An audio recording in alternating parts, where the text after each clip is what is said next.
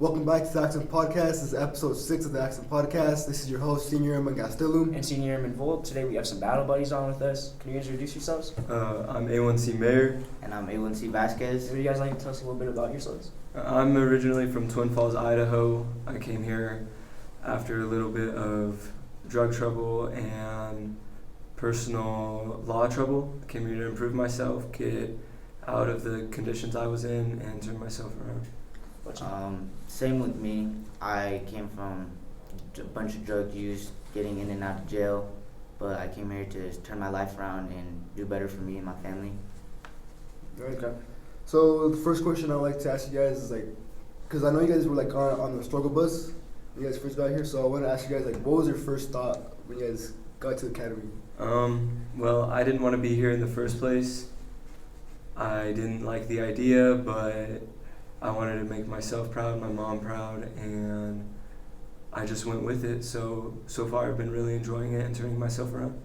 The first couple of days I was just not really with wanting to be here. I wanted to go home. I kind of just made the decision to come here within an hour of my mom asking me if it's going to be a yes or no to me to come here. I wanted to go home, but so far, 15 weeks in, I feel so much better and I feel like I've learned so much. Mm-hmm. So do you guys I know, was there any reason that you guys didn't want to come here?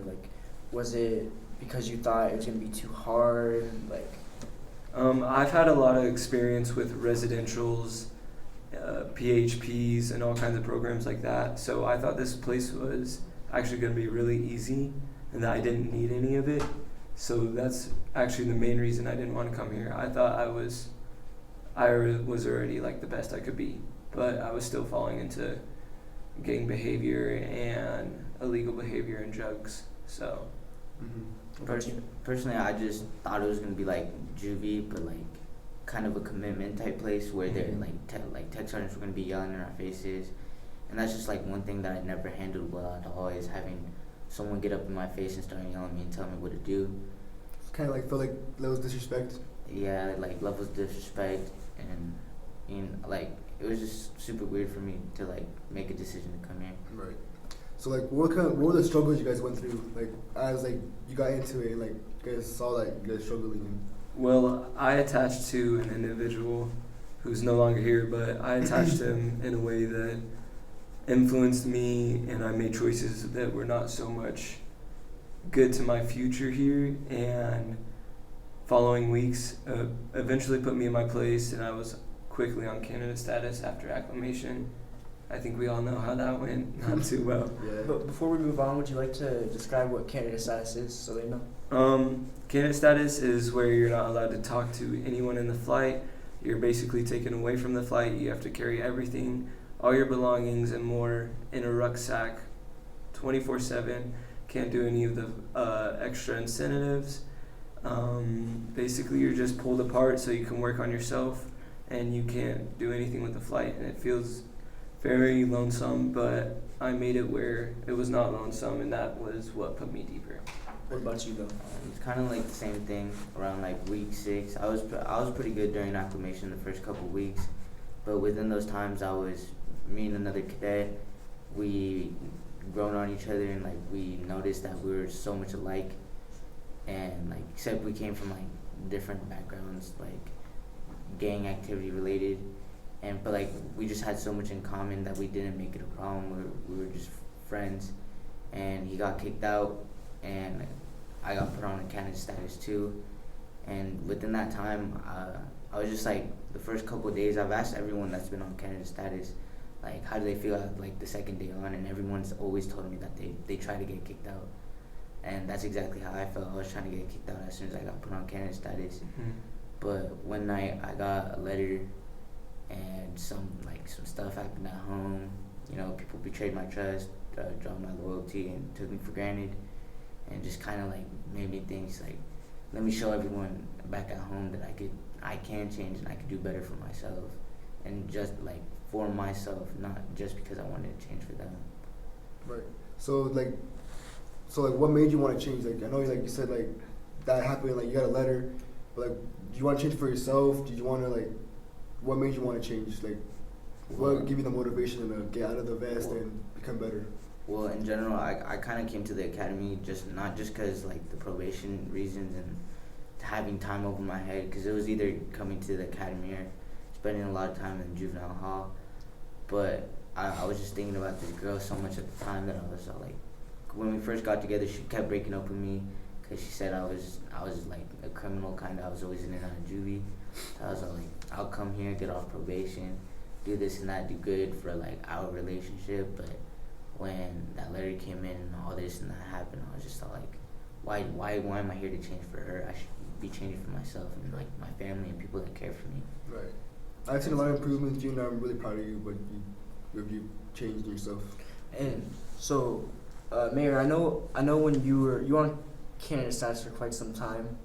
I think it was like about 2 weeks almost. Yes, it was right after acclimation. What was the like decision-making process to make you come out of the vest as well? Like start pushing forward. So I started getting attached to that individual, and we started making choices, digging holes deeper and deeper for us, and eventually it pulled us more and more away from the flight. And I had the same type of things as Vasquez. I had time over my head, probation, things of why I was here that were gonna ruin me when I came out if I got kicked out. So when I had a talk with Master Sergeant Nelson, and so did the other person, and basically it was our final straw, and I really took that into consideration. The next day that person got kicked out. I was supposed to get kicked out too, but I showed that I could get on the right path, and I got taken out of that vest finally. And just like that, I like snapped, and I started improving myself and really getting to it. Wasn't it the next day you got taken off Yeah. because you were starting to realize that you needed to actually listen to what they were saying? Yeah, it was the day after I talked to Master Sergeant Nelson about getting kicked out. So both of you guys were talking about like how influences like in life could lead you to a bad path. Where did you guys learn from that? Because you had a bad influence lead you down a bad path. You also had a bad influence you looked up to, or like not looked up to, but like that you were with that made you do bad choices. What did you guys learn from that? Actually, before you go on, I'd like to say I knew Vasquez before we came to the academy, and we would hang out with some bad people. Not bad people, just people doing the wrong things. And coming here to the academy really has like brought my mind off of doing bad things and doing the wrong things. Right. I could agree with that too. Like back at home, I'd always be hanging around people older than me. I would always be like the young friend in the group, just following what older people are doing.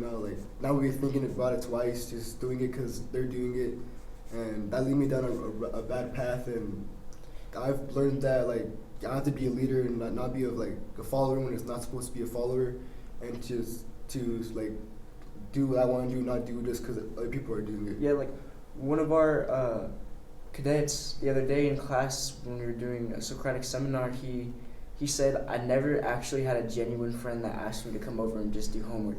Right. And that really hit. Like, yeah. I was like, I had to think about it for a second. I was like, man, I don't think I've ever had a friend that just wanted to do homework. Me neither. I've never genuinely had a friend call me up, like, hey, come over, let's do homework. And that made me just think about my friends and like what they would like hit me up and tell me what to do instead of doing homework. Like, I could be having good friends telling me just get our grades up, but I just have like the opposite of that basically. All right, well, back to the question. Well, I was, me and you used to hang out, and you were grounded, I'm pretty sure. When you got grounded, I didn't really know who to hang out with, and I met one of my, a friend's older brother, and me and him started hanging out, and he kind of introduced me to someone else, and he was like, everyone was always so much older than me. I started hanging out with them when I was like 13, 14, and I just started following under their path. I started smoking, doing drugs, getting in trouble, starting fights, and then eventually I started getting into like gang activity and stuff, and it just really led me into a really, really bad path that, so many nights like being super worried, almost like losing my life, and like I always took it for granted because literally the next morning I would go back and do the same thing. But I mean, I'm obviously here for a reason. I survived so many nights that I'm meant to do something like literal with my life instead of just be out on the streets like gang banging, doing drugs, and like almost losing my life, overdosing. Yeah, it's the same exact thing. I have overdosed a couple times on things as fentanyl, and I got really bad into that.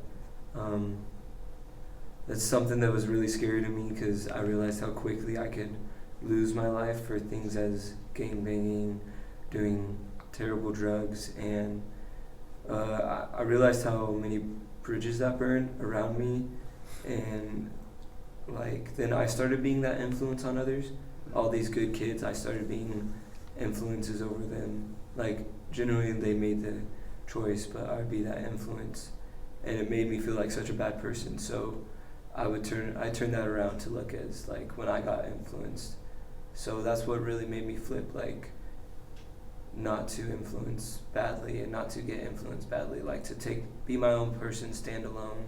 You know, as we were talking in Miss Saltarelli's, that belonging.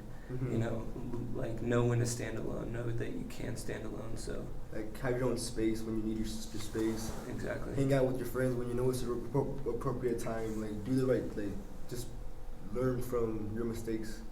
Which leads to my last question is like, how will you take this momentum and like all the advantages you have here to your future? Like, what are your plans out of the academy when you're graduated from commencement, and like your plans and goals? Well, on home pass, which is here in like 31 days, I'm pretty sure. My mom said she was gonna take me out and look for my first car, so I'm really looking forward to that. And with that, she's also opening up a restaurant of her own, which I'm really proud of her for doing that. And I'm gonna go work there, and I'm thinking of getting a part-time job for this last year of high school that I have, since this program's giving me 15 credits this year instead of 14, how they were doing the last couple cycles. I'm gonna be really caught up ahead so I could graduate within this next year that's coming up. And I'm just planning on, you know, trying to start a new career path. I never thought of like college, but these past couple like nights I've been thinking of it, but I'm not too committed to it because I do have like commitment issues with like not with individuals, but like with certain things, like actually committing to things like this. Like coming to this academy, I wasn't committed to coming here. I just kind of hopped in the car. Right. But like look what you've accomplished. Like you thought you weren't gonna do it, but like right now you're saying like you can't be committed to college, but look, you're committed to the academy. Look how far you've come. So like 6 months. The sky's the limit. Like you could like do a lot. Yeah, that's true. It really makes me think of how much potential I have. One of the teachers here, Miss Saltarelli, she wrote me a note, and she was just telling me how she's really proud and how so much potential I have, and that like I've grown so much since I've been at the academy. Like she told my parents on Family Day that I was really quiet at the beginning of the cycle, but I'm really like open-minded and I'm really smart. Right. So how about you? What's your goals? I want to get back out here and finish high school. I wasn't bad in school at all, like smart. I really enjoy school, some subjects that others don't, like math. I honestly really enjoy. So I would like to finish high school, go out and get a job, probably go straight into college. You know, I got a lot of things planned, but this academy is my big head start here, and I'm really glad that I stopped taking it for granted and took it to heart and used it as a push, because it's definitely what this is a push for our future. And I got a letter as well from Miss Saltarelli about how proud she is of how much I've improved, what I've turned around, what I'm doing, and being a leader in general, and like just little things like that that others see that I don't think they may see, like makes me really happy and know that I'm doing the right thing so much. Alright. Well, thank you guys for talking about this. Like, this has been a really good podcast. So thank you guys for Thanks for coming on. Thanks for coming on. Mm-hmm. Well, this is all we have for this week's episode of the Axemen podcast. Thank you for watching.